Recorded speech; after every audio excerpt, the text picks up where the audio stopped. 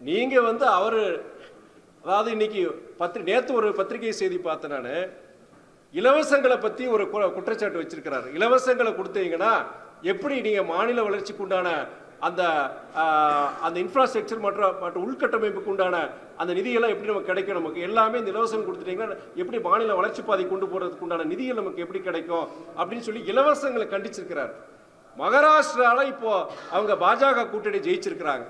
கிட்டத்தட்ட அந்த மகளிர் உரிமை தொகைன்னு சொல்லிட்டு கிட்டத்தட்ட அவங்க ஒவ்வொரு கடந்த தேர்தலுக்கு முன்னாடி 7 மாசங்கள் கிட்டத்தட்ட ஒவ்வொரு குடும்பத்துக்கும் 7000 கொடுத்துருக்காங்க. 7000 ரூபாய் கொடுத்து லட்சக்கணக்கான கூடிய அரசாங்க பணத்தை கொடுத்து அந்த தேர்தலில் அவங்க வெற்றி பெற்றிருக்கிறாங்க. அதே நேரத்தில் இப்போ உங்களுக்கு டெல்லியில பொறுத்தவரைக்கும் இருக்கிற தேர்தலை பொறுத்தவரைக்கும் பாஜக அறிவிப்பு உங்களுக்கே தெரியும். உங்களுக்கு கேஸ் சிலிண்டரு பெண்களுக்கு 2000 ரூபாய் மாதம் 2000 ரூபாய்ன்னு சொல்லியிருக்காங்க. இது போன்ற அதாவது ஒரு இலவசங்களை கொடுத்து தேர்தலை வெற்றி பெற நினைச்சு அவங்க பாஜக அவங்க கட்சியை சொல்லிட்டு இருக்கிறாங்க. அப்படி இருக்கும்போது அவர் இப்படி பேசலாம்?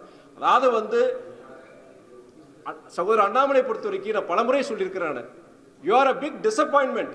நீங்க ஒரு ஐபிஎஸ் ஆபீசர், ஒரு படித்த ஒரு இளைஞர்களுக்கு வருங்கால ஒரு சமூகத்துக்கு ஒரு எடுத்துக்காட்டு இருக்க வேண்டிய நபர்.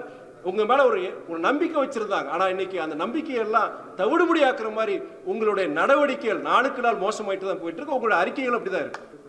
சகோதரர் அண்ணாமலை பொறுத்த வரைக்கும் அவர் பாஜகவுடைய மாநில தலைவர். அந்த பதவியை தக்க வச்சுக்க வேண்டிய ஒரு நிர்பந்தம் இருக்கு இப்ப சகோதரருக்கு. அதனால கூடுதல் பொய்களை அவர் சொல்லிட்டு இருக்கிறார். அவர்